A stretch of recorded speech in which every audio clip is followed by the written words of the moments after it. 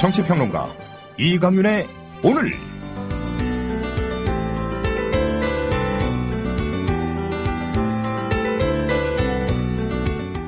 안녕하십니까, 이강윤입니다. 1월 7일 수요일 시작합니다. 땅콩 부사장 회항 사건은 재벌가 자식들의 봉건적 그리고 폐륜적 사고방식을 그대로 드러낸 사건입니다. 땅콩 부사장에게 여객기 사무장은 항공기 안전과 승객 서비스의 총 책임자가 아니라 단지 자신이 부리는 머슴이나 기껏해야 마름 정도밖에는 되지 않았습니다. 정윤회 문건 파문이 터지자 박근혜 대통령은 찌라시에 불과하다면서 검찰에 엄단을 주문했고, 검찰 수사는 대통령의 말씀을 공식화 그리고 문서화하는 데 급급했습니다. 대통령 역시 검찰을 자기 마음대로 할 수 있는 기관쯤으로 여기는 봉건적 사고방식에 머물러 있는 게 아니냐는 비판이 제기되고 있습니다. 우물 안 개구리는 바닥에서 보이는 만큼의 하늘만 하늘로 여기게 마련입니다. 우물벽이 높아질수록 보이는 하늘은 그만큼 작아집니다. 반면교사라는 말은 사전 속에 갇혔고, 역사를 돌아보라는 금어는 빛바랜 교과서에나 나오는 고리타분한 교훈이 되어버렸습니다. 그런 것을 일러 전철이라고 합니다. 잠시 후 시작합니다.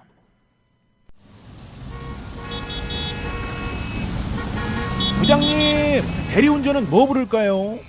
대리운전 블랙박스 주는 1800-6606 대리운전이 있지 않은가? 20회 이용시 블랙박스를 주는 1800-6606 블랙박스 대리운전이요? 그럼 검색창에 블랙박스 대리운전을 검색해보게. 홈피에는 다양한 상품들도 있다네. 저기 부장님, 블랙박스 대리운전에서는 국민TV에 후원도 한다면서요. 자네도 블랙박스도 주고 후원도 하는 1800-6606 이용하게. 역시 대리운전은 1800-6606. 청춘이란 깊은 샘물에서 오는 신선한 정신, 유약함을 물리치는 용기, 안위를 뿌리치는 모험을 뜻한다. 시인 사무엘 울만의 말입니다. 1994년 300여 명의 회원으로 시작한 참여연대는 20년이 지난 지금 14,000명의 회원을 가진 한국의 대표적인 시민단체로 성장했습니다. 시인의 말처럼 참여연대는 앞으로도 청년의 마음으로 활동하겠습니다. 성역 없이 감시하고 비판하겠습니다. 더 좋은 세상을 위해 두려움 없이 도전을 멈추지 않겠습니다. 국민TV 청취자 여러분, 20살 청년 참여연대와 함께해주세요. 회원가입은 홈페이지 peoplepower21.org, 전화는 서울 723-5300번입니다. 시민의 힘으로 운영되는 단체 참여연대는 정부 지원금을 받지 않습니다.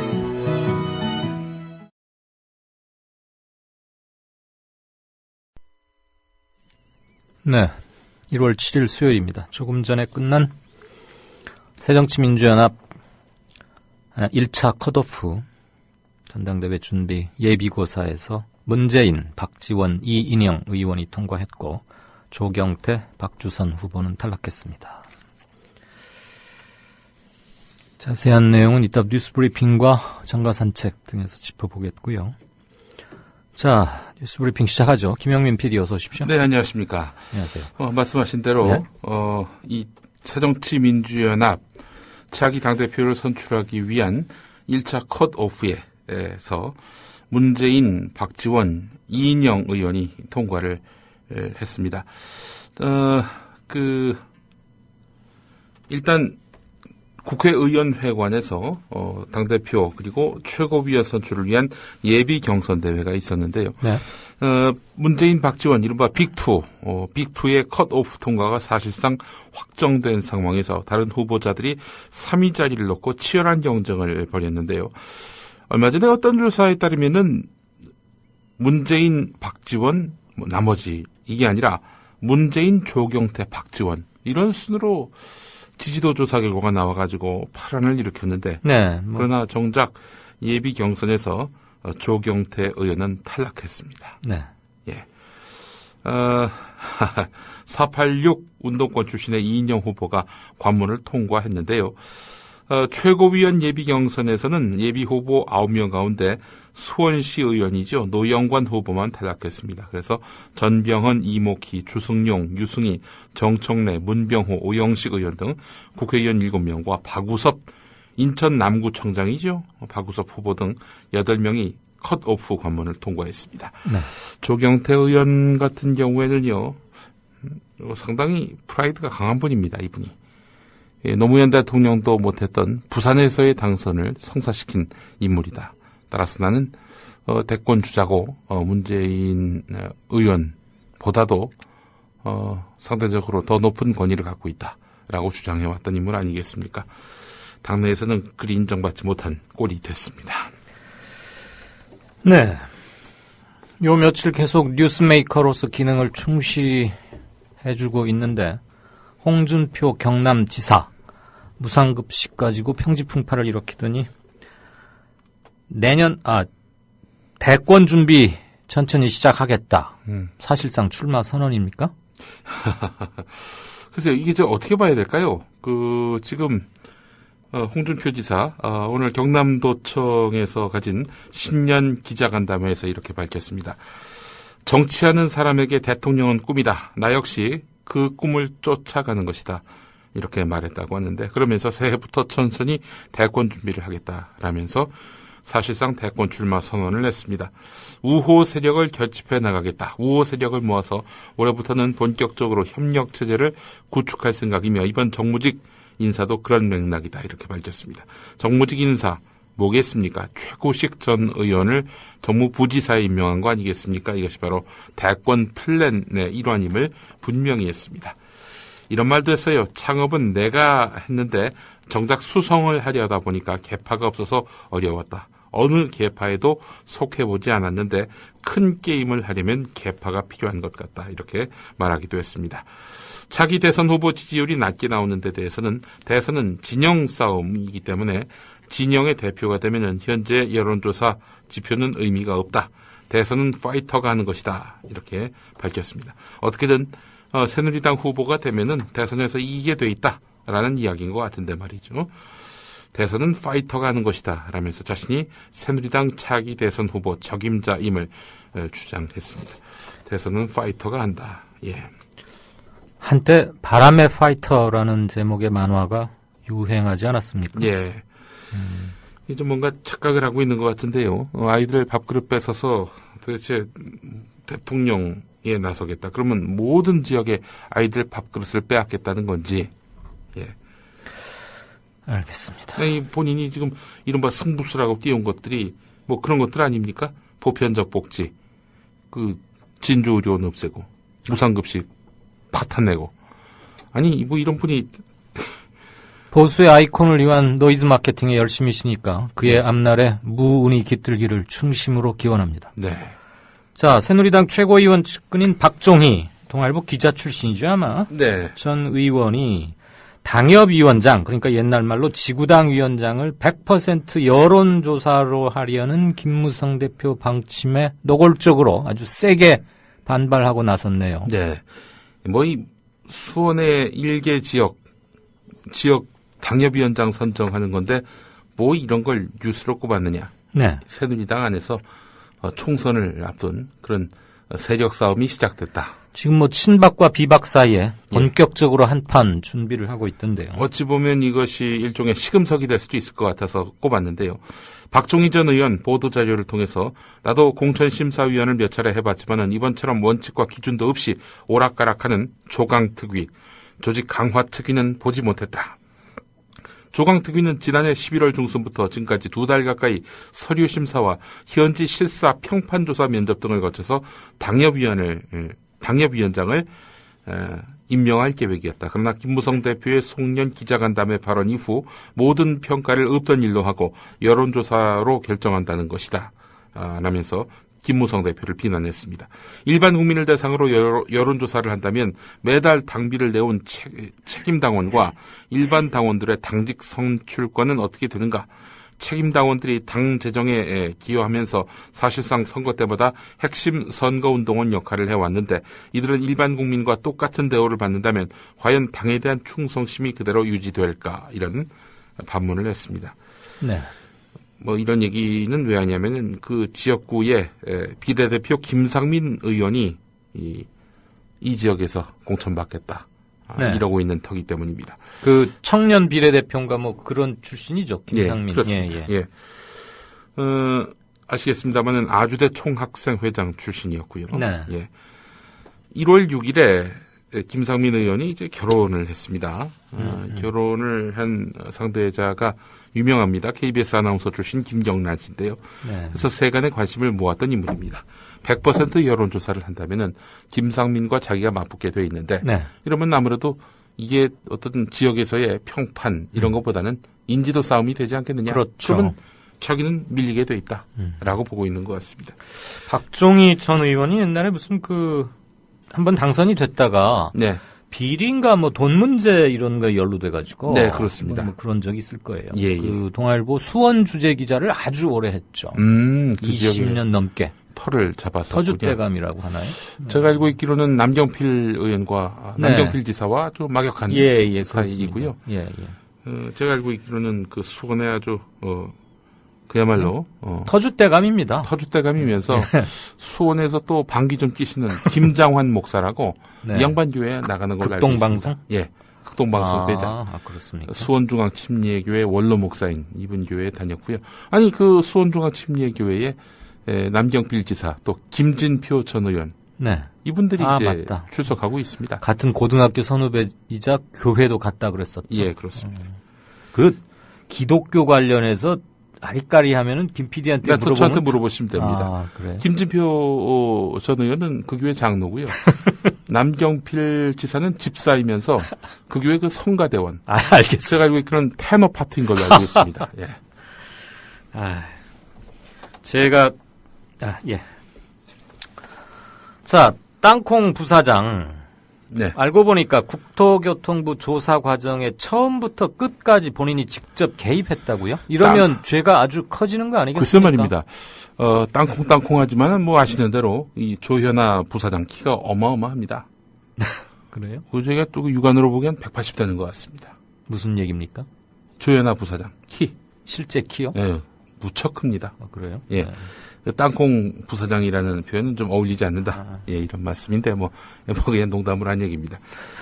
서울 서부지검 형사 5부는 항공보안법상 항공기 항로 변경, 항공기 안전운항 저해 폭행과 형법상 강요, 업무 방해 등의 혐의로 조현아 전 부사장을 구속 기소했습니다.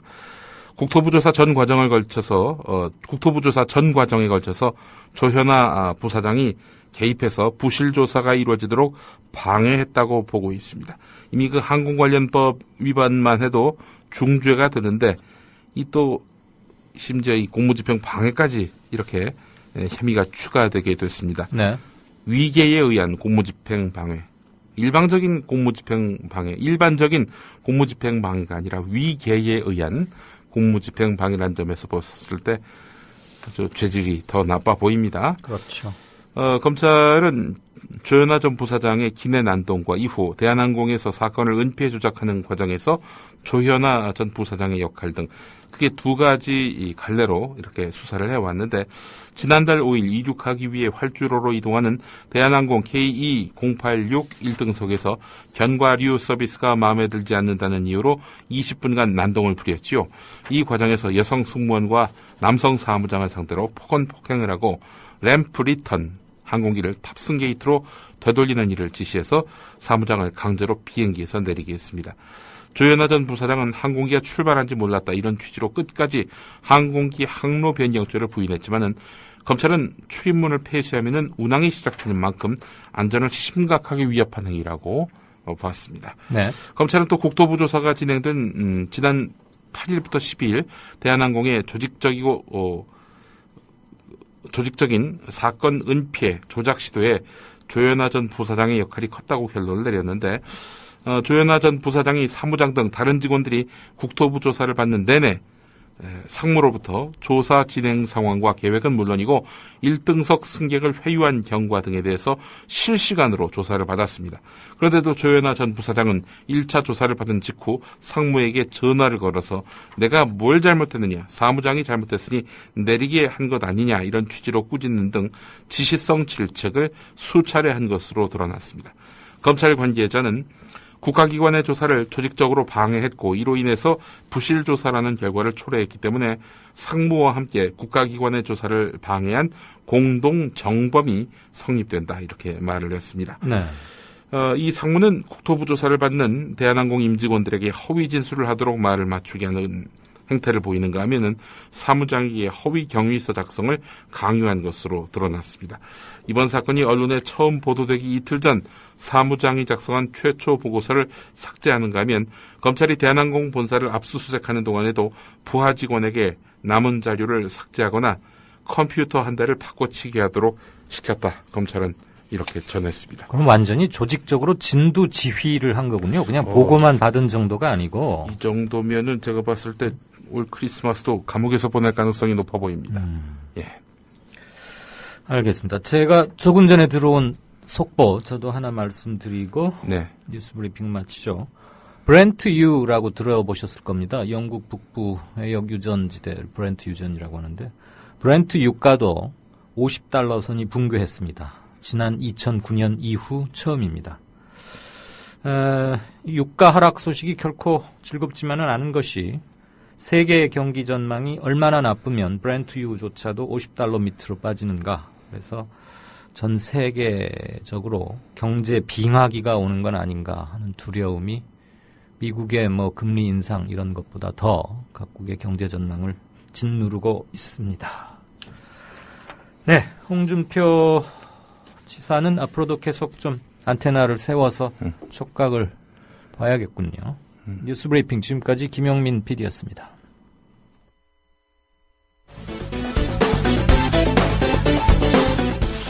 공천원금을 건넨 혐의로 당선이 무효된 현영희 전 의원에 이어 지난해 1월 비례대표직을 승계받은 새누리당 박윤옥 의원. 박 의원은 2008년 출범한 한자녀 덕악기 운동연합 대표로 저출산 문제와 관련한 활동을 해왔습니다. 말하자면 이제 차명 보좌관을 했다는 건데 이건 형태가 좀 특이하고 이례적이죠. 아들 이 씨는 급여를 받지 않는 입법 보조원으로 돼 있지만 의원실에 근무하며 문 씨의 명함을 사용한 것으로 전해졌습니다. 기자들이나 피감기관 관계자들이 찾아오면 자신을 문 보좌관이라고 소개하며 문 보좌관의 명함을 건넸습니다. 해명을 듣기 위해 의원실을 찾아갔지만 문은 굳게 닫혀 있었습니다. 박 의원은 아들이 국정감사를 앞두고 2개월가량 근무했고 명함을 대신 줬을 뿐 신분을 사칭한 게 아니라고 해명했습니다. 총괄을 하고 정무적인 판단을 하니까 명함을 이제 줬는데 박 의원 측은 문 보좌관이 이를 그만둬 인수인계하는 과정이었다고 해명했습니다. 또 사칭을 해서 나쁜 일을 한 것도 아닌데 문제가 될 것이 없다고 주장했습니다. 하지만 박 의원은 아들을 자신의 사급 보좌관으로 채용하려 했습니다. 친인척을 보좌관으로 고용하는 게 불법은 아니지만 매달 580만 원의 혈세가 지급되는 만큼 도의적인 책임이 크다는 지적입니다.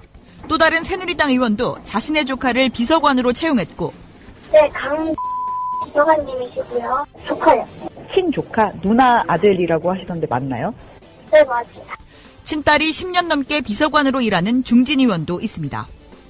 명확한 자료가 없다 보니 보좌진으로 일하는 친인척이 몇 명인지는 확인하기도 어렵습니다. 현행법상 국회의원은 유급 인턴 2명을 포함해 총 9명의 보좌진을 둘 수 있습니다. 연간 4억 원에 달하는 인건비는 모두 국민의 혈세로 지급됩니다. 작년 보건복지부 국정감사. 박윤옥 의원의 말씀. 지금까지 저출산 문제를 해결하고자 헌신했던 제가 보기에는 정부의 지난 10년간 인구 정책 또한 한참 멀었습니다.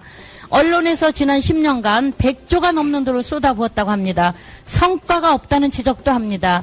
저도 적극 동감합니다. 원인을 찾으려면 많습니다. 결혼을 기피하고 만혼이 증가하는 요즘에 정작 저출산 정책은 기혼 부부에 집중한 정책을 미스매치, 경력 단절 현상을 해소하기 위해서는 기업의 문화 자체가 바뀌어야 하는데 저출산 고령화 사회의 진정한 해법은 취업이 잘 되는 나라. 엄마가 취업시켜주는 나란가 봐요.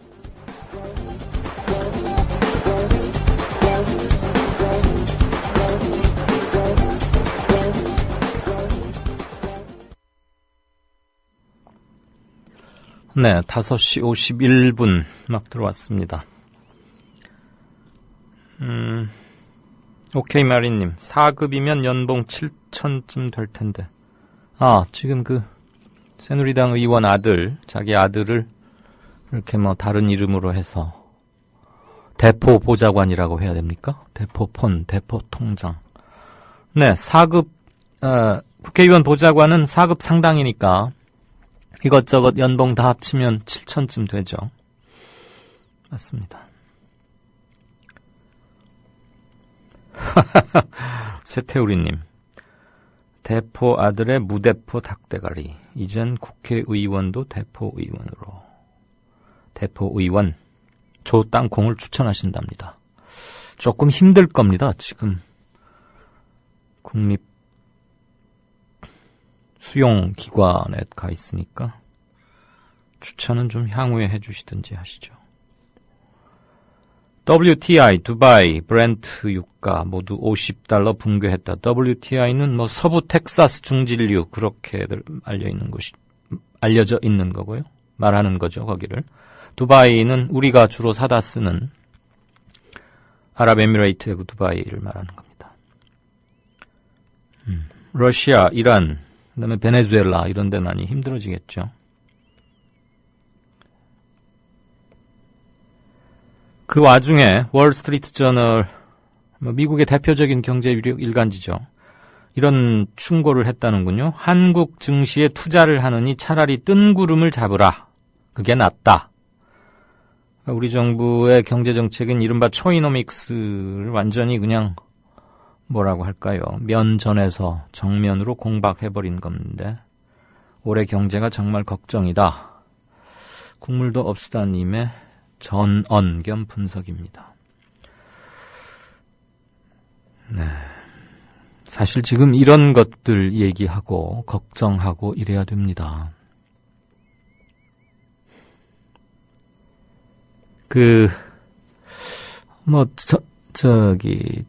노무현 정부 시절에 청와대 경제비서관을 지내기도 했죠. 정태인, 경제학자라고 부르는 게 맞겠습니다. 유시민 전 의원과 아마 같은 과 동기인가 그럴 겁니다. 지금 경제 관련 연구소를 이끌고 있는데 이런 말을 했더군요.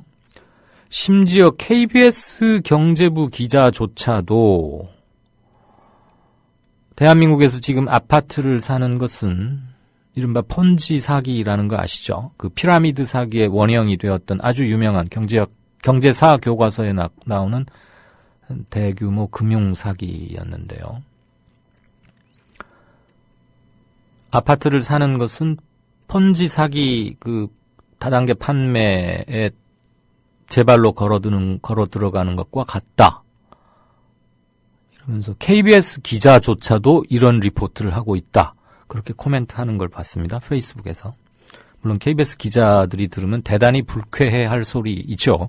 정태인 씨가 원래 좀 짧은 말로 독설처럼 잘 꼬집는 그런 분이긴 합니다만 그 짧은 코멘트를 읽고 생각이 많았습니다. 정태인 씨하고 무슨 최경환 부총리하고 한번 토론 같은 걸 벌이면 좋겠어요. 그것을 우리 국민TV나 뉴스K에서 중계방송해도 좋을 것 같고요. KBS에 하라 그러면 안 할 테니까. 홍준표 지사의 대권 출마 준비 이런 것들에 대해서 많이 견해들을 주셨군요.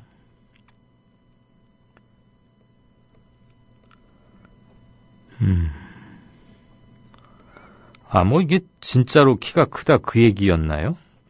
땅콩 부사장이 키가? 저는 그런 거 잘 몰랐는데. 땅콩 부사장이 대한항공 김연아 선수 후원 협약식 이렇게 증정하고 하는 사진을 올렸는데, 힐을 얼마나 높은 걸 신었는지는 모르지만 김연아 선수보다 거의 머리가 한 반 개쯤은 더 있네요. 아닌 게 아니라 수영의 박태환 선수하고도 얼추 비슷해 보이고. 맛있는 치킨이라는 닉네임을 쓰시는 분께서는 가짜 편지 흔들어대던 홍준표 지사가 대권에 성공하면 완벽한 찌라시 정권을 완성시키겠군요. 그랬습니다.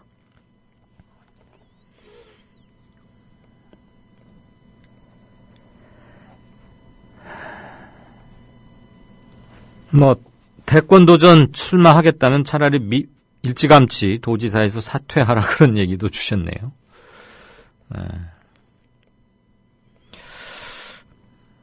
견해들이 아주 사납습니다.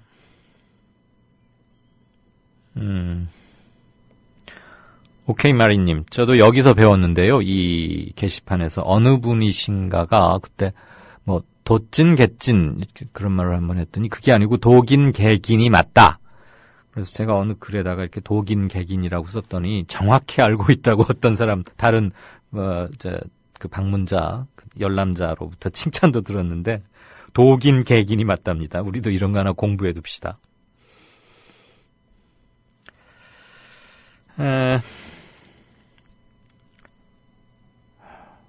출석 체크. 이게 소통의 기본이겠군요. 저는 처음에 이 말을 잘 몰랐는데요.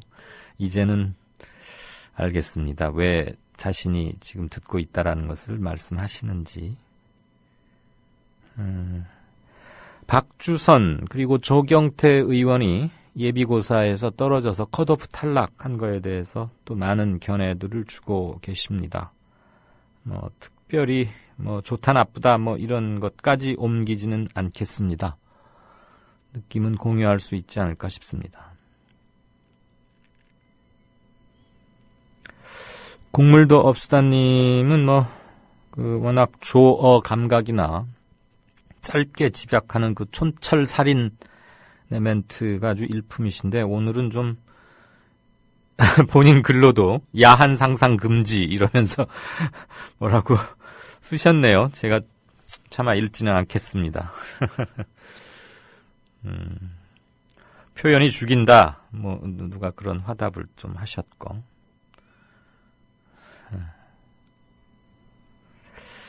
조경태 의원에 대해서 좀 말씀들을 많이 주시고 있군요. 데모달님, 경제 현상, 사회, 경제, 정치가 만나는 지점에 대해서 굉장히 관심이 많으신 분 같아요. 이 청취자분은. 주로 그쪽으로 꽤 긴 글이나 기사를 올리시곤 하는데, 오늘은 눈여겨봤으면 하는 기사를 하나 올리셨습니다. 우리나라 자본 자유화 그리고 천민 자본주의 사회에서 평범한 청년들의 노동력을 극저임금으로 아주 싼 값에 착취하는 그 경제 구조가 유지되는 그 이면에 거대 재벌이 있다. 한국 경제의 숙명적인 것이자 재벌 개혁을 논할 때면 반드시 통과해야 하는 1차 관문을 잘 정리를 해주신 것 같습니다. 아마 본인 글인지 아니면 어디서 샘 왓슨 시카고대 교수의 통계자료 분석한 결과 이런 것도 언급한 걸로 봐서는 어디서 퍼 날라오신 것 같은데 소스 확인과 함께 꼭 염두에 두어야 할 그런 내용의 콘텐츠라고 생각이 듭니다. 고맙습니다.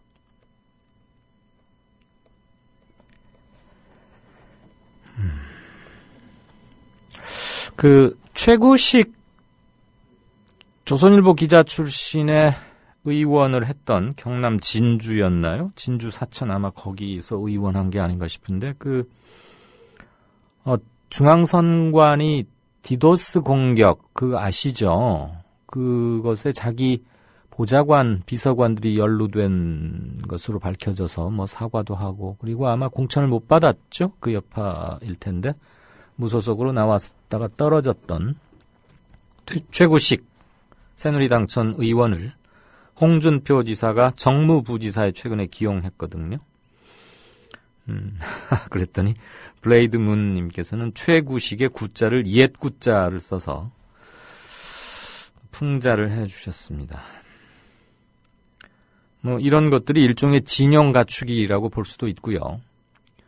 정치적으로 큰 과오를 저질렀던 정치인을 공공연하게 뭐라 그럴까요? 일정 부분 경력 세탁의 효과 또는 컴백할 수 있는 장을 마련해준 뭐 최구식과 홍준표 서로 손해볼 것 없는 거래라고 생각을 했겠죠. 그러니까 정무부지사에 기용을 했고 최구식 전 의원은 부지사에 기용이 됨으로써 공직에 공식적으로 롤백하는 한편 정치적 재기를 도모할 수 있는 발판을 마련했고 그렇다고 보면 홍준표 현 지사가 하고자 하는 일에 본인이 할 수 있는 모든 것 플러스 알파를 당연히 하려고 하지 않겠습니까? 어쨌거나 뭐 그림이 하나씩 그려가긴 가는데 아까 뭐 홍 지사의 발언 중에 대선 후보가 되는 것은 진영 간 대결이고 자기는 파이터의 숙명이 있다. 그러니까 차근차근히 비전과 자질로서 평가받기보다는 좌와 우로 갈라친 뒤에 바람몰이를 통해서 어느 한 진영의 대표 선수가 되겠다.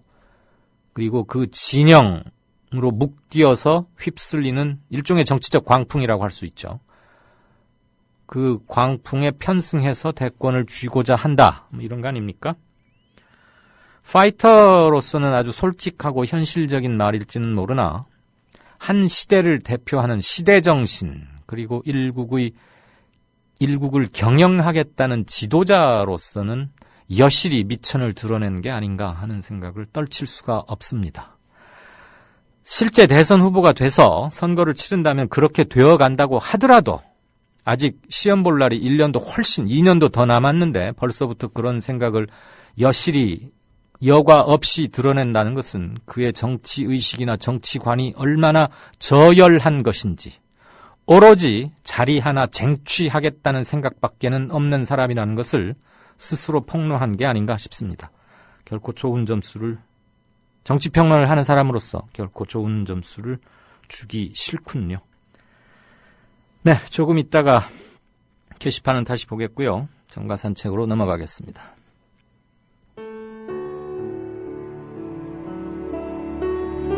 경남 거창에 사는 조합원 백함나무님.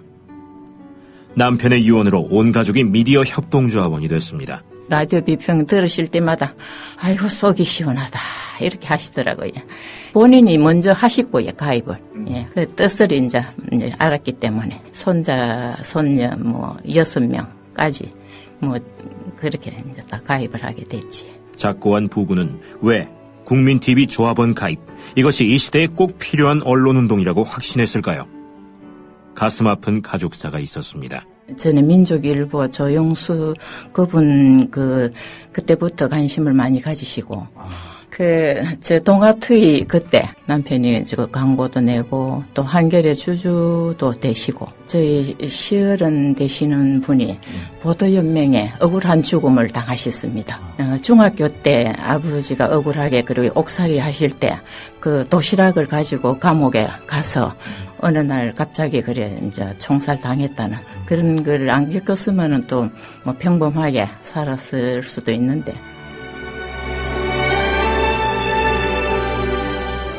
여러분도 공정언론 건설에 함께하지 않으시겠습니까?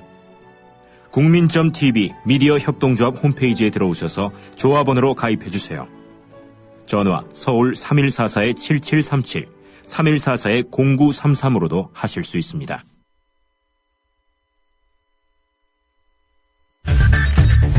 이강윤의 오늘, 이제는 정가 산책으로 함께합니다. 정치권 동향, 생생하게 풀어드릴 분은요. 네, 한국일보 양정대 기자 안녕하세요. 네, 안녕하세요. 문재인 박지원 이어서 이인영 의원. 네네. 새정치민주연합 예비고사 통과했네요. 예, 그렇습니다. 그 순위도 나왔습니까? 1, 2, 3위? 언론들이 깜깜이 선거다 뭐 이렇게 비판을 해왔는데 네. 일단 예비경선 후보들 간의 예비경선 성적표는 공개하지 않는 걸로 이렇게 언론이 나서 이번에도 공개가 되지는 않았습니다. 네. 오늘 새정치민주연합의 컷오프, 전당대회 컷오프가 실시가 됐는데요. 네. 당권 경쟁 지금 5명이 했었는데 예상대로 제3후보, 이 양강구도를 형성한 이 문재인 박지원 부후보와 함께 이 본선에 진출한 후보자는 이인영 의원이 최종 결정이 됐습니다. 네. 당초에 박주선 의원, 이 비주류 단일 후보, 비노 단일 후보다, 이렇게 얘기가 나왔고, 사실 비노 진영에 좀 힘이 모아질 수도 있겠다, 이런 예상들이 일부 있었습니다만, 실제 결과는 이인영 후보의 이 컷오프 통과로 이렇게 결론이 났는데, 이제 지금부터는 어쨌든 전체적으로 이제 세 사람이 이 본선을 치르게 되지만, 네. 문재인, 박지원, 이 이강구도가 이인영 의원까지, 이인영 후보까지 포함하는 3강구도로 바뀔 가능성이 높아 보이지는 않고요. 네. 그래서 일단은 2강 1등 구도 이렇게 보면 될 것 같은데, 예. 다만 이제 한 가지 좀 포인트는 이 박지원 의원 같은 경우는 어쨌든 당내 이 비주류의 광범위한 지지를 좀 받을 가능성 이게 있고, 예. 그리고 실제 이제 최고위원들이 지금 8명이 이 컷오프를 통과해서 5명이 최종 선출이 될 텐데, 네. 그 과정에서 지금 비노 진영의 후보라고 불릴 수 있는 사람들과 이 박지원 의원이 어떻게 합종 연행을 하느냐에 따라서 네. 사실 좀 이 양강구도에서 좀 치열한 접전이 벌어질 수도 있겠다, 이런 예상들이 나오고 있습니다. 그게 이제 얼만큼 현실화될지 좀 주목을 해봐야 될 것 같은데요. 일단 큰 흐름에서는 이 문재인 의원과 이인영 의원, 이 두 후보자가 갖고 있는 이 정치적인 색깔을 감안을 하면 이 새정치민주연합이 지금보다는 좀 더 다운 야당의 가능성, 모습을 보여줄 공산이 커 보인다, 이런 예상들이 가능할 것 같고요. 예, 누가 되든 말이죠. 그렇죠. 네. 그리고 이제 이인영 후보가 실제로 이인영 의원이 얼만큼의 표를 얻느냐의 문제는 이게 지금 박지원 의원 쪽에서 또 비노 진영 전반적으로 이렇게 친노 비노의 구도로 이렇게 전당대회 구도를 끌고 가는 데 있어서 좀 이인영이라는 존재 자체는 그 친노 비노 구도를 좀 희석화시키는 효과도 좀 있을 것 같아요. 네. 그러니까 이인영 후보가 상대적으로 이 86그룹, 80년대 대학 그리고 60년대 이 세상에 태어난 이 60년대생 이 그룹들이 이제 당의 중추를 형성하고 있기 때문에 네. 이제 세대 교체론을 지금 들고 나오지 않았습니까? 예, 예. 이게 이제 결국 이 친노 비노 구도하고 이 세대 교체론하고 이것이 어느 게 더 큰 효과를 발휘할 거냐, 이걸 좀 지켜봐야 될 것 같고요. 이인영 후보의 이인영 후보의 본선 진출 자체만으로도 일단 친노 비노 구도에 좀 큰 아주 심각하게 좀 상황에 갈 수 있는 그런 가능성은 좀 많이 열버졌다, 이렇게 보시면 될 것 같습니다. 예. 옛날에 YS와 DJ 그리고 이철승 이 세 사람이 40대 트로이카 이런 거 네네. 외치면서는 이른바 세대 교체론이 상당히 탄력을 받고 일거의 붐을 이렇게 형성했었는데, 그랬었죠. 예. 지금 요번에 이인영 혼자서 세대 교체 얘기하기는 조금 힘에 붙여 보이긴 하지만 또 모르죠, 그렇죠. 예. 그런데 그 본고사 때는 권리당원하고 등등 해서 아무튼 당에 상당한 밀접한 관련을 가진 사람이 70%쯤 되잖아요. 그렇죠. 한 60, 예, 그렇죠. 네, 거의 70%. 70%가 좀 넘게 이제 반영이 되는 거고. 네, 최소한 70%. 일반, 예, 그렇죠. 선거인단하고 이제 여론조사가 이제 일부 반영이 되고요. 예. 그런 것들을 감안하면. 그런데 당심과 민심을 이렇게 철저히 나누는 게 큰 의미를 가질 수 있을까는 좀 새정치연합 사람들이 좀 더 고민을 해봐야 되지 않을까 하는 관전자로서 그런 생각이 들긴 합니다. 그래서 이제 이게 결국 여보세요? 이거 참 제가 괜한 질문을 했나요? 갑자기 또 양정대 타임이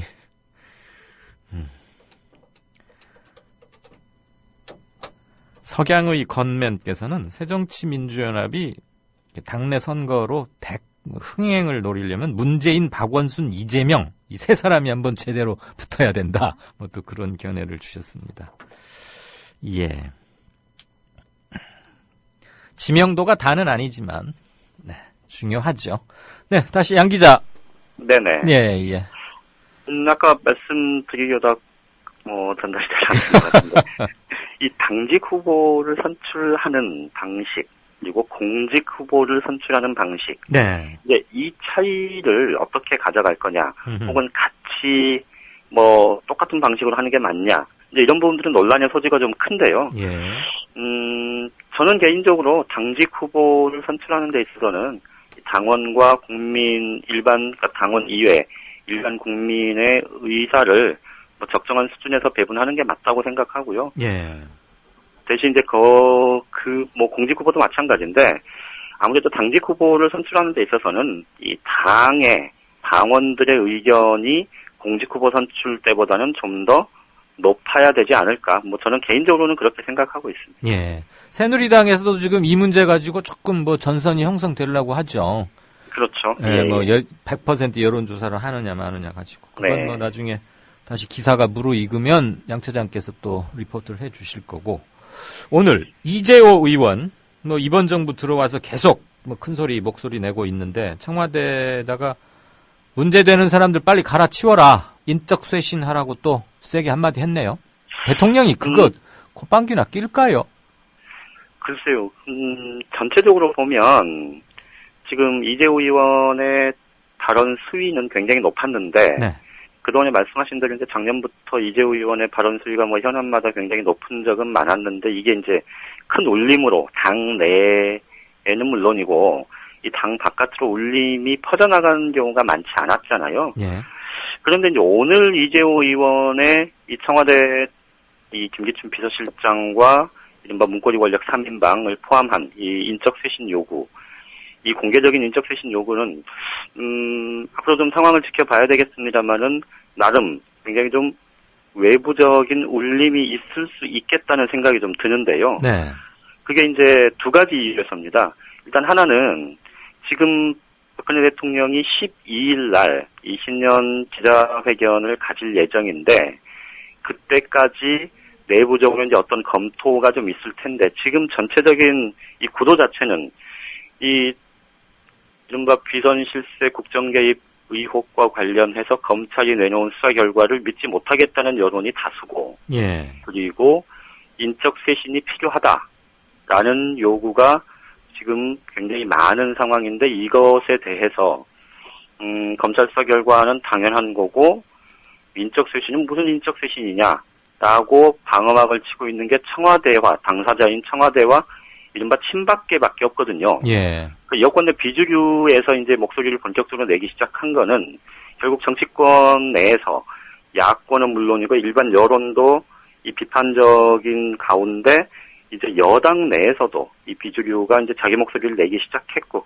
그래서 결국 구도로 보면 청와대와 이 친박계 일부 친박계 이외에는 다 비판적인 그러니까 구도가 이제 이렇게 형성됐다는 이 하나의 좀 분기점이 되고 있다는 점에서 하나가 의미가 있고요. 네. 또 다른 하나는 박근혜 대통령이 이 신년 기자회견에서 어떤 입장을 내놓을지 그리고 2월 25일 이 취임 2주년을 전후해서 이미 개각 요인이 생겨 있는 부분과 관련해서 이제 어떤 구상을 밝힐지 조금 주목을 해봐야 될 텐데 그 구상 과정에서 지금까지처럼 이 김기춘 청와대 비서실장 체제로 그대로 가고 이 문제가 제기됐던 거 검찰 수사 보니까 아무 문제 없구만 왜 그래?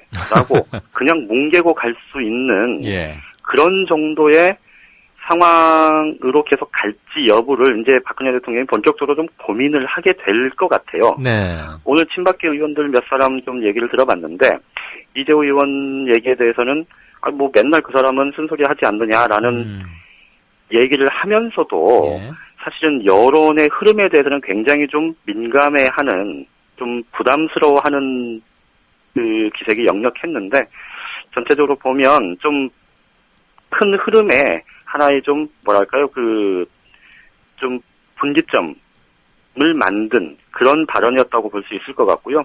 물론 이제 이거를 박근혜 대통령이 뭐 얼만큼 수용을 할지는 모르겠지만 어쨌든 여권 내부에서도 이제 본격적으로 좀 이런 문제들을 두고 좀 자기 목소리들이 좀 이 조직화되는, 그러니까 특정 개인 이재호의 개인 목소리가 아닌 이 비주류의 좀 흐름이 되는 목소리 이런 상황이 될 가능성은 굉장히 높아졌다고 보입니다. 그 추가 질문 하나만 드려도 되겠습니까? 네네.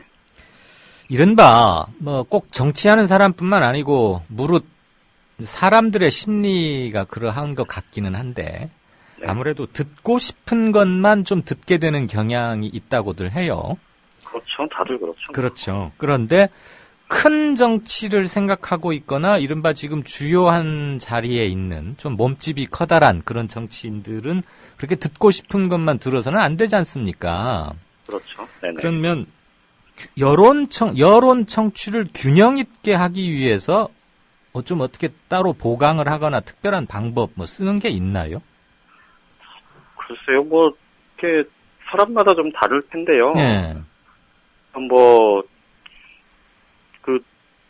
갑자기 질문을 드렸네. 글쎄요. 그러니까 구체적으로 뭐 어떻게 하는지는 제가 잘 모르는데. 네, 이를테면 비서나 누구한테만 들어서야 맨날 그 나물에 그 밥일 테고 취재를 그렇죠. 10년 넘게 정치부에 활동하면서 이렇게 보니까 누구는 어떻게 하던데 그런 점이 참 인상적이었다. 혹시 그런 거 떠오르는 사람 없으세요? 제가 듣기로 네. 예전에 그러니까 노무현 전 대통령 같은 경우는 그러니까 실제로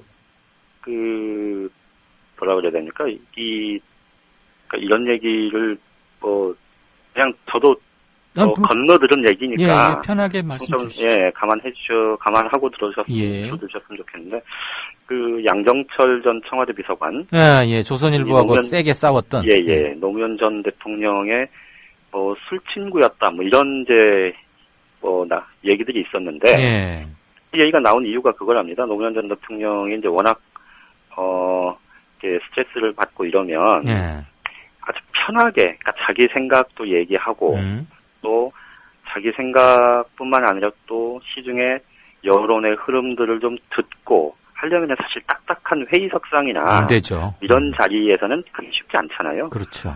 그러니까 그런 것 때문에 이 양정철 전 비서관 같은 경우는 또 언론인 생활도 했었고 이리저리 접촉하는 게 많으니까 많이 들을 거고 접촉면도 굉장히 많고 그래서 그 양정철 전 비서관한테서 그런 얘기들을 듣고 그 얘기에 대해서 다음날 공식적인 경로를 통해서 사실관계 확인을 해서 또 의견 수렴을 하고 뭐 이런 저기도 했었다 그러고요. 예전에 김근태 물론 또 고인이 되신 분인데 김근태 전 보건복지부 장관 같은 경우는 본인이 당의장을 할 때나 원내대표 할 때 무슨 사안에 대해서 반대하는 의원들이 있으면 그날 밤에 혹은 그 다음날 밤에라도 꼭 전화를 해서 본인이 직접 전화해서 의견들을 다시 한번 묻고 자기 생각을 얘기하고 또 따로 방으로 찾아가기도 하고 뭐 그런 일들이 좀 있었다고 해요. 그리고 제가 듣기로 문재인 의원도 뭐 그런 사례들이 몇 번 있었다고는 하는데 뭐 그런 구체적으로는 제가 취재가 안 돼서 잘 모르겠고 이 김무성 대표가 그런 걸 잘한다고 그럽니다. 김무성 대표가 지금은 이제 친박계하고 이제 워낙 뭐 최근에 인사 문제를 두고 막 좀 갈등이 좀 긴장이 좀 고조돼서 그렇지. 이전 그러니까 뭐 18대 국회 때까지만 해도 김무성 의원이 이 의원 김무성으로서는 그런 역할들을 굉장히 잘했다고 해요. 이게 계파에 관계없이 김무성 의원에 대한 평가가 좋았던 이유가 바로 그거라고 합니다.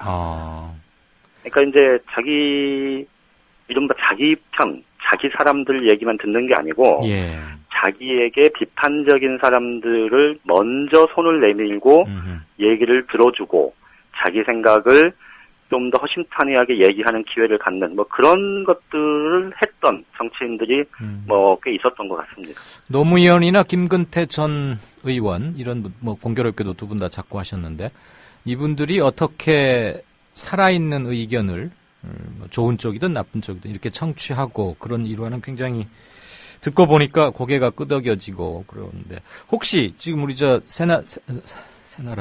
새누리당 또 마크맨이시기도 하니까 김무성 현 대표에게 네네. 양정철 씨 같은 역할을 하는 사람이 있습니까? 지금 당 안팎에서 들리는 얘기로는 김무성 대표 주변에 사람이 너무 없다. 이런 얘기가 많이 나오는 걸 보면 실제 뭐 그런 역할을 해주는 사람이 글쎄요 뭐 찾아보기 어려운 상황 아닌가 싶고 또 전략적인 사고나 이 좀 큰 판을 그리는 그런 조력자가 없는 것 같다. 뭐 이런 얘기가 나오는 걸 보면 뭐 현재로서는 좀 뭐 누구다라고 꼬집어 말하기가 좀 쉽지는 않은 모양입니다. 본인은 몇 년 전에는 그런 역할을 본인이 누군가에게 하곤 했는데 아직은 눈에 띄는 사람은 없다. 네네. 갑자기 물어서 미안합니다. 아닙니다. 그나저나 혹시 아이폰 쓰세요? 아니요. 안드로이드? 네. 저기 치우지한이라는 분과 청라에서라는 분이 저 양정대 기자님 전화기를 아이폰 6 플러스나 뭐 새 걸로 바꿔드려야 되는 거 아닌가 싶다고. 네. 필요하면 말씀하십시오. 네네. 네, 고맙습니다. 잘 들었어요. 네. 정과산책, 지금까지 한국일보 정치부의 양정대 차장이었습니다. 정치평론가 이강윤이 함께하는 국민라디오 이강윤의 오늘.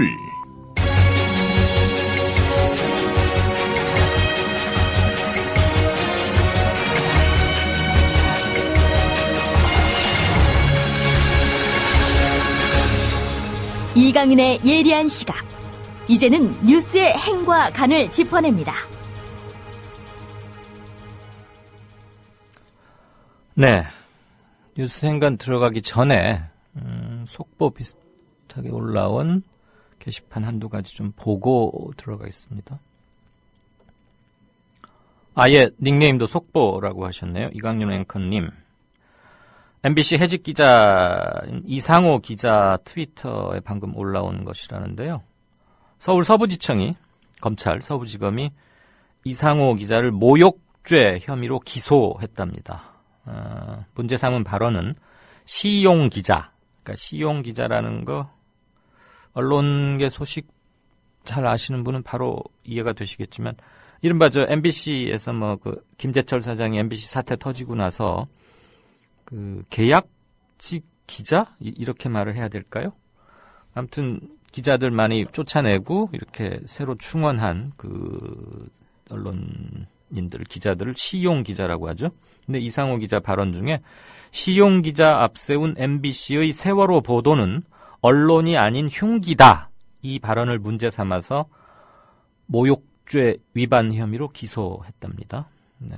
이상호 기자는 뭐 워낙 검찰하고 자주 왔다 갔다 하니까 그렇긴 한데 보도 내용 가지고 또 어떤 앞으로 수사가 이루어질지 관심을 갖지 않을 수가 없군요.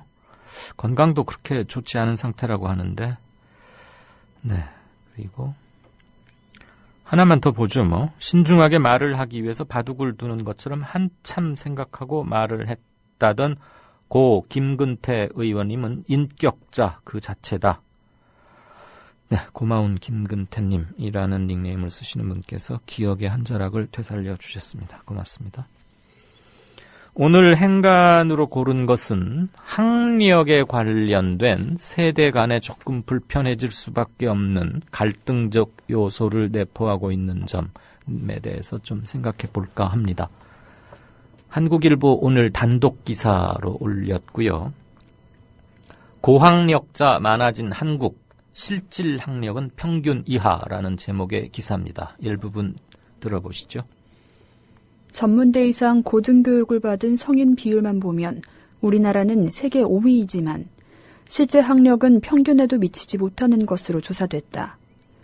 중노년층에 대한 교육이 매우 저조한 탓이어서 평생교육을 강화해야 한다는 지적이 나오고 있다.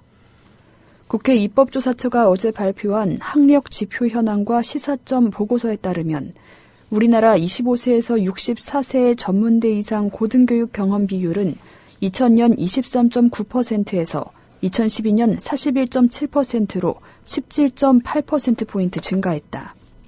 이는 캐나다 52.5%, 일본 46.6%, 이스라엘 46.4%, 미국 43%보다는 낮지만 경제협력개발기구 회원국 평균보다 10%포인트 가까이 높은 수치다.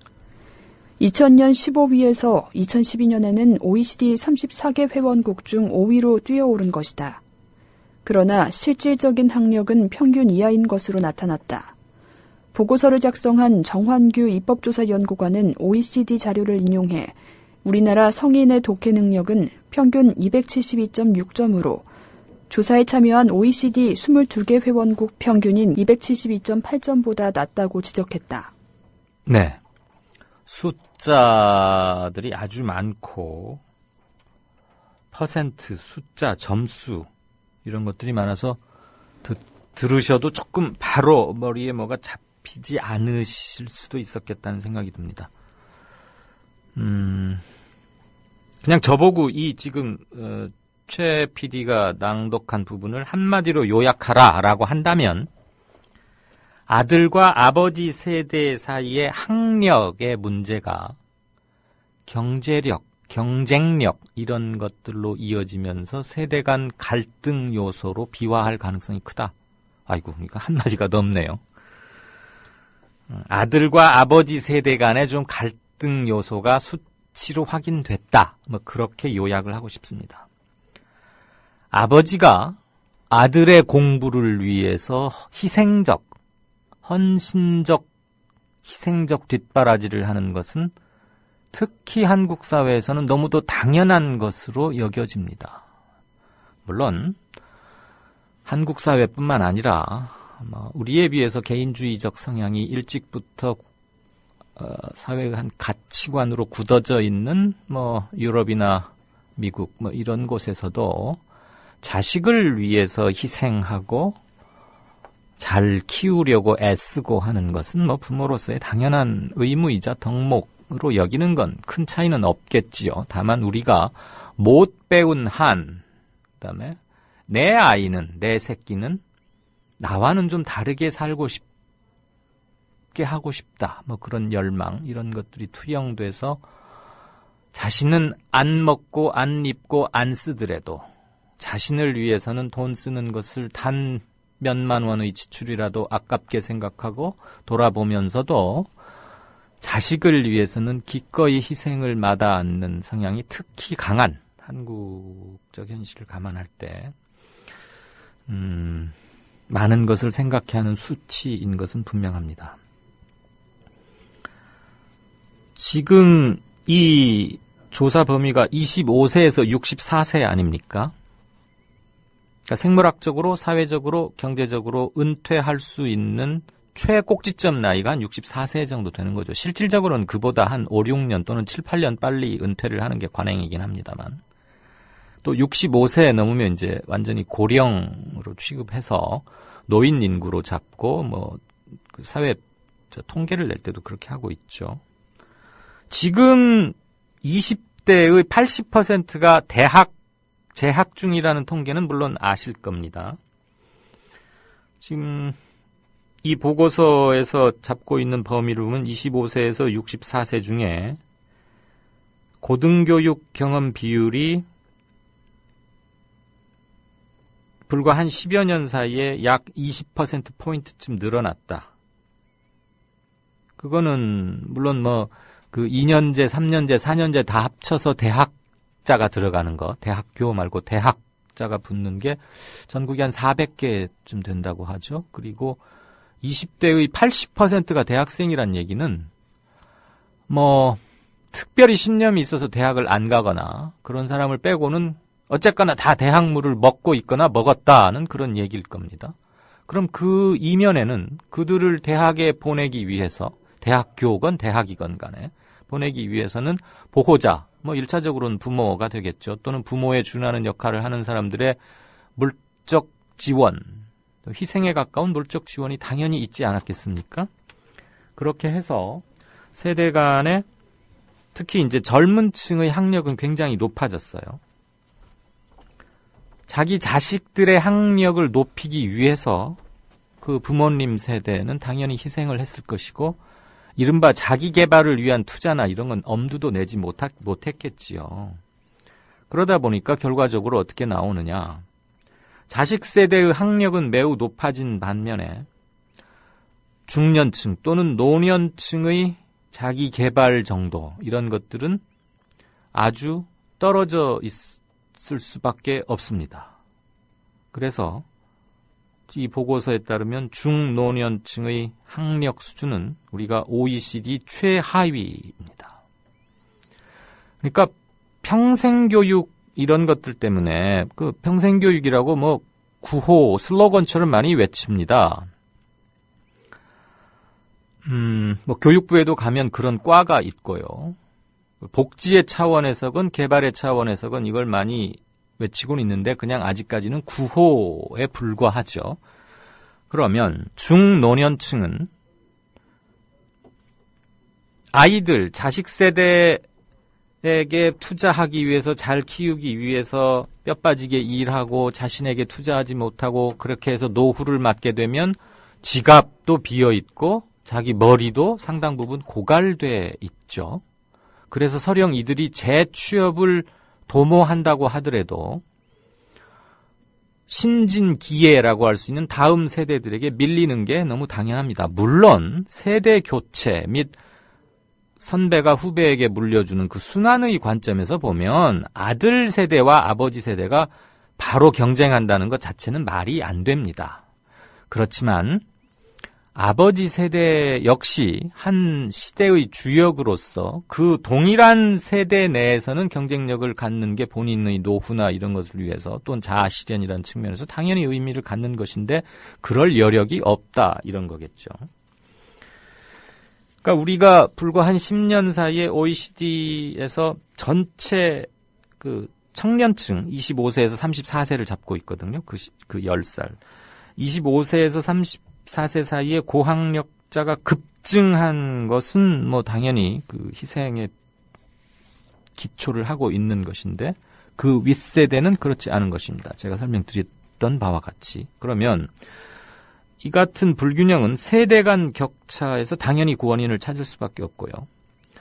우리나라는 잘 아시다시피 세계적으로도 유례가 없이 고등교육이 급격하게 보편화됐습니다. 특히 2000년대 이후에 들어서.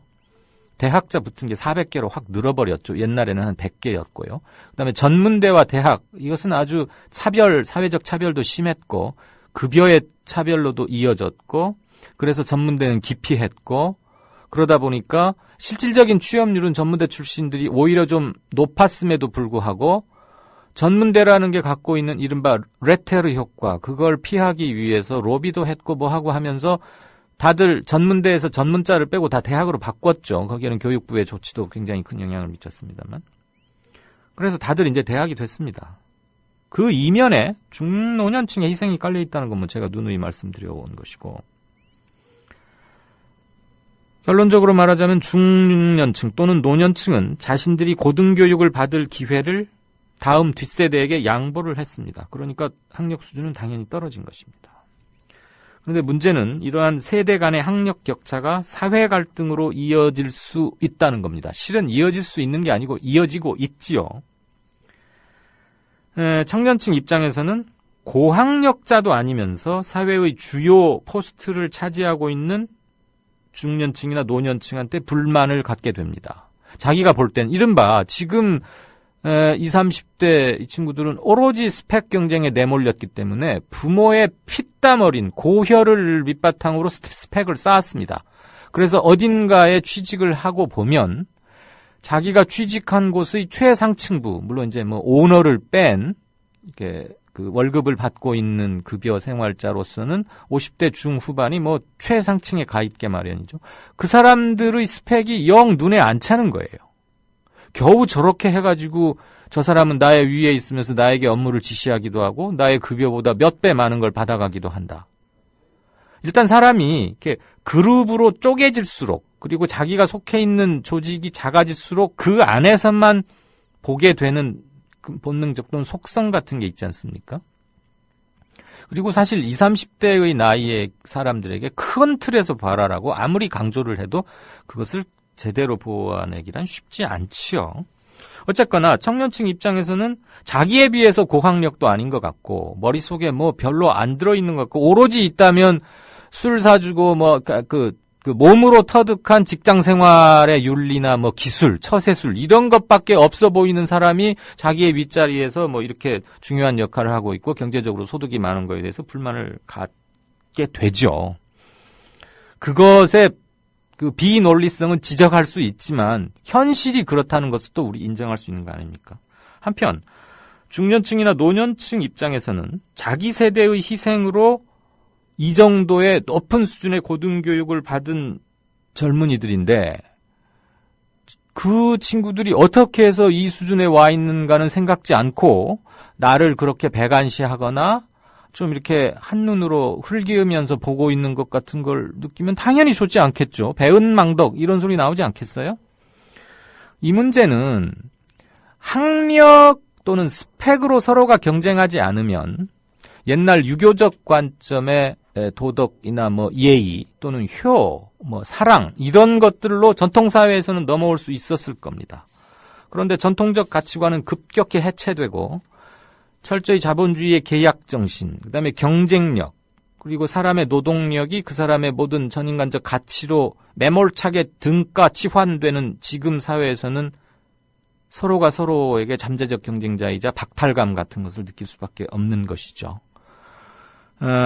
문제는 시간이 해결할 것이다. 이렇게 말하는 사람도 있을 수 있습니다.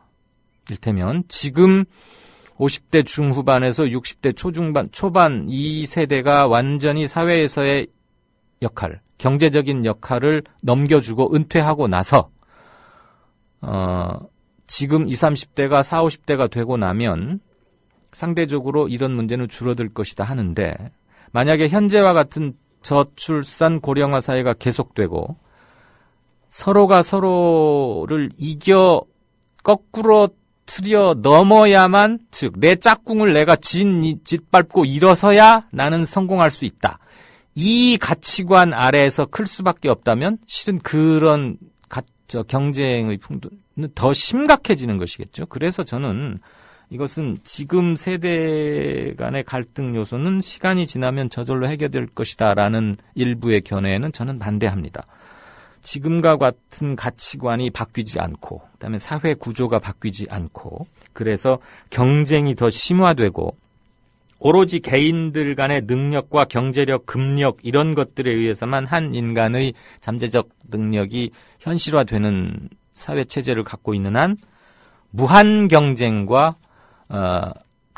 거꾸로 뜨리기 위해서 모든 수단을 동원해야 하는 풍조는 바뀌지 않을 것이고 그렇다고 보면 지금 20, 30대가 사회의 주류가 되는 40, 50대, 50, 60대가 되더라도 그 후배 세대들에게 또 이들은 지금 50, 60대가 당하고 있는 배척 비슷한 걸 또 당할 것이다. 즉 악순환의 고리는 심화될 것이다. 이런 생각을 하게 됩니다. 조금 오늘 뭐 숫자도 많은 데다가 상대적으로 정치적인 문제에 비해서 좌고우면해야 될 게 많은 소재를 골라서 조금 듣는데 사나우실 수도 있었다는 점은 압니다만 실제 우리가 우리 세대와 다음 세대의 문제 그리고 먹고 사는 문제 그다음에 먹고는 살되 더 우리가 결국 추구하는 것은 인간적으로 사는 것 아니겠습니까? 먹고 사는 문제도 물론 잘 해결이 되어야 하면 물론이고요. 그런 차원에서 보자면 사회 논의의 상당 부분이 이론 쪽에 배분되어야 한다. 이런 문제의식을 갖게 될 수밖에 없습니다. 그런 점에서 말씀을 드렸습니다. 정리를 하자면 부모가 자식을 잘 키워보겠다는 순수하고도 아름답기까지 한, 숭고하기까지 한 희생의 결과가 세대 간 갈등으로 나타나는 이 어처구니 없는 구조적 문제, 이런 것들을 대물림하지 않기 위해서라도 구조를 바꾸는 데 힘을 쏟아야 한다. 그렇지 않으면 왜곡된 구조 때문에 우리의 의식세계 역시 비틀어질 수밖에 없다. 그런데 그런 역할을 현 정부에게 주문하는 것은 너무 이상적이지 않을까 하는 우려는 불식할 수는 없습니다만, 세대 간의 대결로만 가서는 이런 문제는 결코 해결이 되지 않는다. 그러니까 사회적 대타협을 위해서 노사정 이런 기구만 만들 것이 아니라 정신적 측면에서도 이런 것이 논의될 수 있는 장을 만드는데 정부의 역할이 있어야겠다. 또는 시민사회단체도 이런 쪽에 함께 생각을 배분할 수 있는 여유를 좀 갖고 싶다라는, 아직은 다분히 이상적인 말씀을 드립니다. 뉴스 행간이었습니다.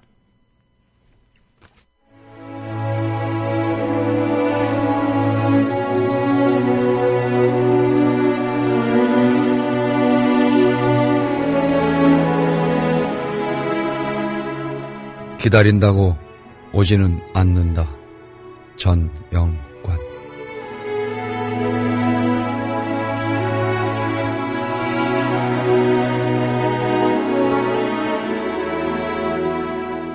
해를 보낸다 쓰고 돌아서기도 전에 사람을 보냈다고 울었다.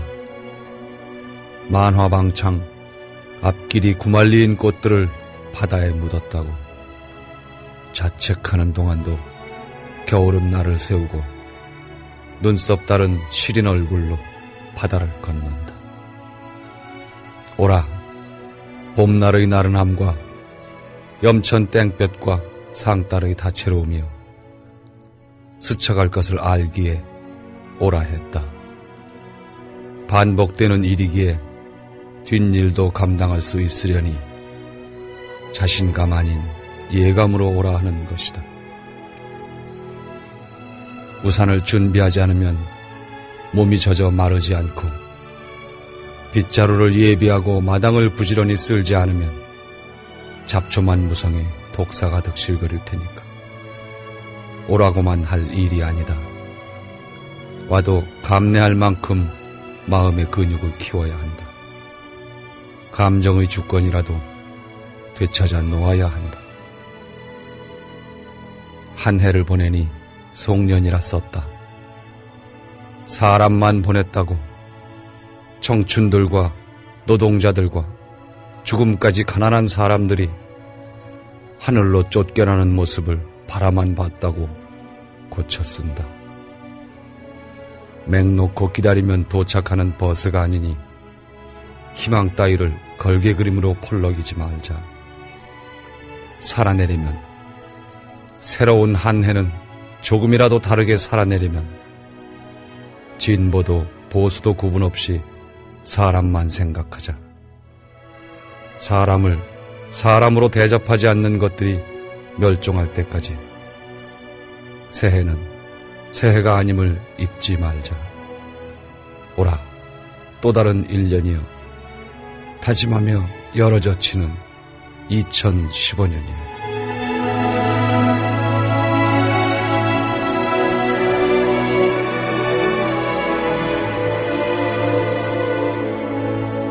지금까지 전영관 시인의 신년시 기다린다고 오지는 않는다였습니다.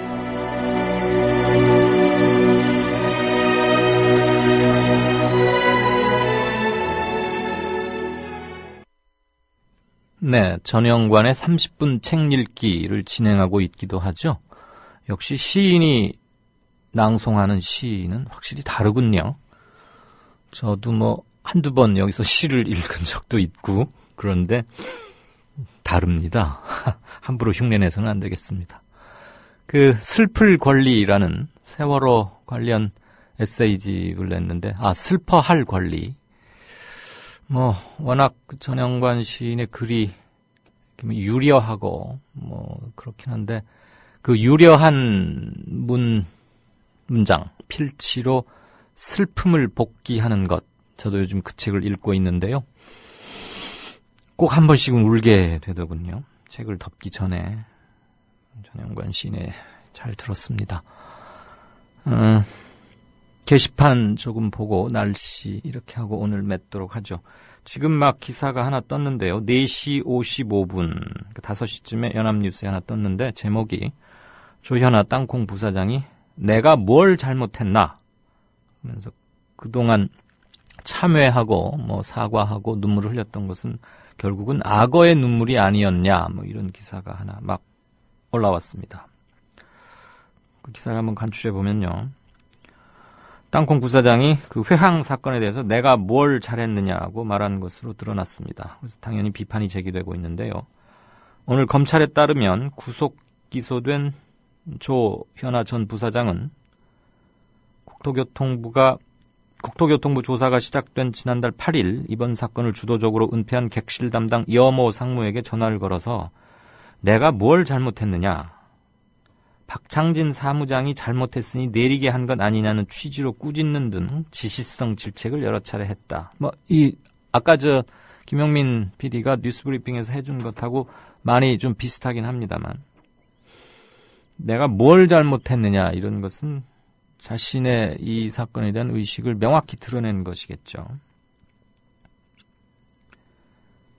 네, 이건 또다시 문제가 될 수밖에 없고, 물론 뭐 이제 재판 과정에서 반영이 될 텐데, 그 머릿속에 한번 굳게 박혀진 봉건적 생각 또는 이 아버지는 이 비행기는 우리 아버지 거고 나는 머지않아 이 회사를 물려받을 사람이니까 이 비행기라는 물건뿐만 아니라 이 비행기에서 일하는 사람 역시 내가 무엇이든 마음대로 할 수 있다. 우리 집 머슴이다. 머슴한테는 좀 함부로 해도 호통을 쳐도 뭐 이렇게 되는 건데 왜 지금 뭐가 잘못됐다는 것이지? 이겁니다. 여기에서 한치도 벗어나지 못하고 있는 것이죠. 충격적입니다. 그 여동생에 이어서 본인조차도 지금 내가 뭘 잘못했느냐 이렇게 말한다니까 그냥 거두절미하겠습니다. 나이 40 넘으면 잘 안 바뀐다 그러죠. 벌을 상당히 세게 받아도 이런 사고방식에 어느 정도가 바로 잡혀질지 의문입니다. 네, 오케이 마리님.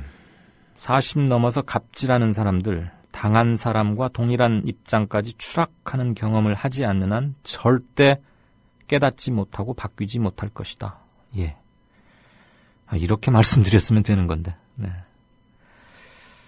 조연아의 본색이 드러났군요. 석양의 건맨께서 의견 주셨고요. 정치의 문광님, 전영관 시인 감사하다. 7시간 행방묘연이라는 닉네임 쓰시는 분께서는 대한민국의 직장인들은 저녁이 있는 삶을 원한다. 그랬더니 이런 댓글이 또 달렸군요. 저녁과 주말 시간을 직장이 다 빼앗아 버리면 실질적으로는 노예 상태다. 그렇습니다. 제가 2012년 선거의 해였죠. 4월에 총선, 12월에 대선. 그 어간에 텔레비전, 라디오 이런 데 가서 조금 여기저기 얼굴을 내밀었었는데요. 이제 자연스럽게 그 뉴스 채널 말고 종편에서는 좀 일찌감치 빨리 이제 하차됐고 그 뒤로 많이 출연을 안 하는지 못 하는지 아무튼 그랬는데 평론 이런 사람들한테 평론가들한테 가장 기억에 남는 대선 또는 선거 슬로건이 뭐냐? 그래서 저녁이 있는 삶이라고 대답했습니다. 그만큼 함축적이고 미래지향적이고 삶의 질 차원에서 자기의 정체성이나 이루고자 하는 비전을 잘 압축시킨, 그러면서도 매우 말랑말랑하고 부드럽고 아름답게까지 기억되는 그런 거는 본 적이 없거든요. 그것을 주창한 손학규 후보는 당내 경선에서 떨어지긴 했습니다만, 저는 이런 것들을 다른 후보들이 발전적으로 차용해도 참 좋겠다고 생각했는데 그냥 말로만 그랬고, 이후의 선거 양태는 여러분이 기억하시다시피 너무 첨예하게 진영 간 대립이 극대화되면서 아마 해방공간 이후로 좌와 우가 각 진영의 깃발, 기치 아래 모일 수 있는 최대치가 지난 2012년 대통령 선거가 아니었나 싶은데 한치의 이탈자 없이 똘똘 뭉쳤죠. 그 득표율의 차이는 한 3.12% 이렇게 나타났고요. 아무튼 저녁이 있는 삶, 이것은 우리에게 던져진 숙제이자 우리 세대 안에서 이것을 이룰 수 있는 단초라도 만들어 놓고 이 다음 세대에게 바톤을 넘겨줘야 하는 게 아닌가, 그런 생각을 합니다. 그런 점에서 저녁과 주말 시간을 회사에서 살아남기 위한다는 이유만으로 저녁과 주말을 뺏긴 직장인은 실질적으로 노예에 가깝다라는 워렌 버핏 67조님의 말에 기본적으로 공감합니다. 제 생각에라는 글을, 닉네임을 쓰신 분께서는 세대 내 빈부 격차가 심하다고 들었다. 구치소에 있는 40대인 조현아와 서민 40대의 빈부 격차는 얼마나 심한가? 뭐 이렇게 하면 되겠죠. 같은 40대던데요. 땅콩 조현아와 내려, 그래서 강제로 비행기에서 내쫓기다시피 내린 그 박창진 사무장, 뭐 같은 40대더군요. 박 사무장이 조금 더 나이가 많지만 둘의 뭐 빈부 격차는 굳이 일러 무삼하겠습니까? 우리는 세대 간의 갈등이 문제라는 말을 많이 듣지만 실제 세대 내의 빈부 격차가 더 심각하다고 생각한다. 네, 제 생각에님 말 좋은 창목점을 지적해 주셨다고 생각합니다. 100분의 1님께서는 40 넘으면 갈 데 없어진 지 오래다. 그렇죠. 40 넘어서 재취업이 참 힘들죠. 그리고 자꾸 몰리는 것이고요. 이런 견해도 있습니다. 지금 대학생들은 예전 같으면 대학에 가기 힘든 학력이다. 지금 대학 진학률이 80%에 육박하는데 예전에는 10%에서 많아야 30%쯤밖에 안 됐다. 그래서 예전에는 대학생들이 그 이퀄 바로 엘리트였다. 이랬고요. 워렌 버핏 67조. 이분은 뭐 경제 쪽에 아주 밝으신 분이더라고요. 통계나 이런 것도 지금 또 이런 답글을 주셨네요. 올해 은행 임원 승진한 사람들 면면을 보니까 상고 출신, 그러니까 고졸인 사람 임원은 15% 정도고, 이른바 스카이 새 학교 출신이 7%. 그 다음에 나머지는 이제 서울과 지방의 여타 대학 출신들이 골고루 포진해 있더라. 어떻게 해석할까요? 고졸 임원이 15%다. 그럼 여전히 많다는 뜻입니까? 그러니까 적어도 금융권, 은행권에서는 아직도 상고 출신들이 학력이 짧다는 이유만으로 불이익을 당하거나 그러지는 않다는 걸로 읽을까요? 아니면 어떻게 해석해야 할까요? 혹시 듣고 계시면 좀 더 부연 설명을 해주셔도 좋겠습니다. 이해할 수 없어요 님께서는 우리 사회의 학력이라는 것에 대해서 생각을 하게 된다. 학력이 높은데 왜 이 나라에는 사기꾼이 많죠? 스펙 많이 갖추고 대기업에 가서 중소기업 기술을 도둑질을 하는 그런 현실도 있다. 이런 경각심도 주셨네요. 네, 고맙습니다. 청취자 게시판은 이 정도 보겠고 날씨 좀 들어보겠습니다.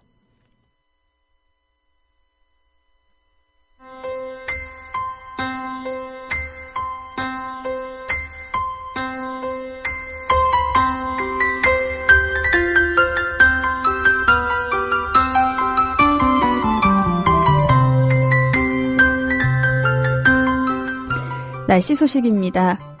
현재 전국이 대체로 맑습니다. 다만 어제부터 시작된 강추위가 곳곳에서 기승을 부리고 있는데요. 오늘 밤에도 서울은 영하 6도까지 내려가면서 추위의 기세는 여전하겠습니다. 차가운 날씨 속에 현재 강원 영서와 경기, 충북 북부와 경북 북부에는 한파특보가 발효 중이고요. 동해안을 중심으로는 건조특보가 내려져 있습니다.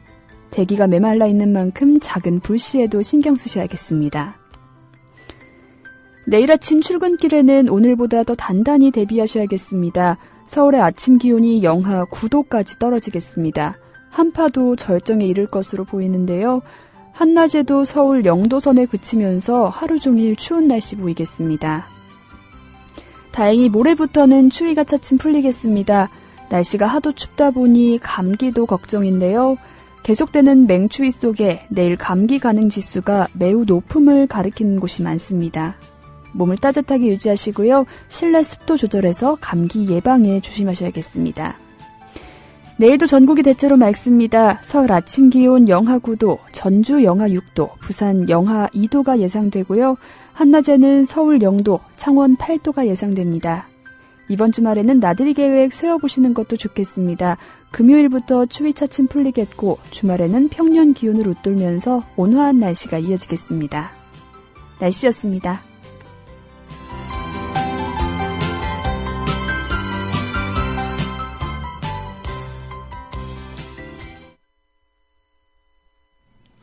네, 아까 뉴스 행간에서 뭐 그 학력 간 그리고 세대 간 갈등 이런 얘기를 드렸는데 경상도 경남 지역에서는 무상급식 뭐 폐지하는 이런 마당에 지금 드리려고 하는 말씀을 생각해 보니까 너무 사치스럽긴 합니다만 독일 같은 경우는 주요한 대학에 가보면 수업 시간에 60, 70대 심지어는 80대 초반에 은퇴한 노인들로 중요한 교양 과목이나 유명한 교수들의 강좌 수업에는 그분들이 맨 앞자리를 이렇게 차지하고 있답니다. 그리고 젊은 학생들은 조금 멀찌감치 뒷부분, 가운데부터 뒷부분에 이렇게 포진하고 있다 그러고요.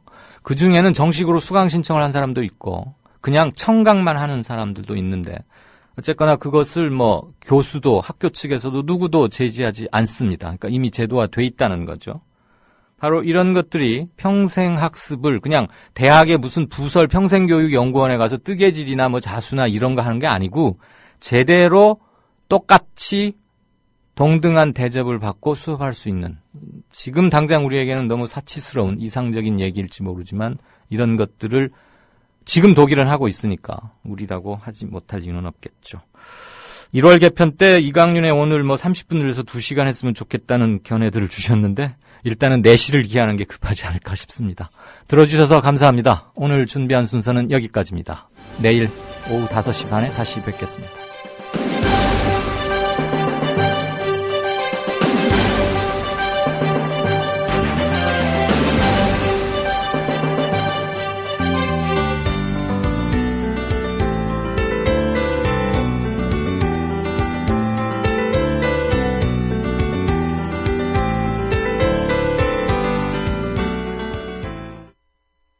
야